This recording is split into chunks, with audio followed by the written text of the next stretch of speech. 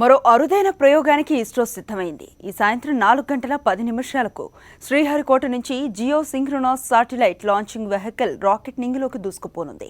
ఇందుకోసం శాస్త్రవేత్తలు అన్ని ఏర్పాట్లు చేశారు. దీనికి సంబంధించి నిన్న మధ్యాహ్నమే కౌంట్ డౌన్ ప్రారంభమైంది. ఈ ఉదయం నుండి రాకెట్కు అవసరమైన హీలియం, నైట్రోజన్ గ్యాస్లు నింపడంతో పాటు ఎలక్ట్రానిక్స్ వ్యవస్థలను అప్రమత్తం చేస్తారు. 29 గంటల కౌంట్ డౌన్ అనంతరం జిఎస్ఎల్వి నింగిలోకి పంపిస్తారు.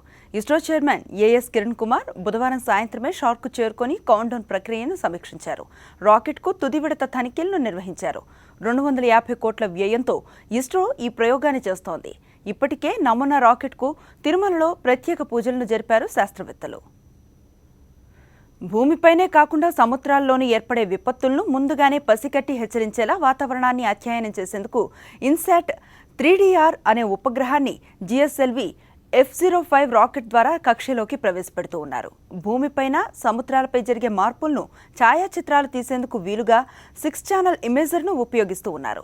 వాతావరణ అధ్యయనానికి ప్రయోగించిన కల్పన 1, ఇన్సాట్ 3A ఉపగ్రహాలు కక్ష నుంచి ఇప్పటికే సేవలందిస్తూ ఉన్నాయి.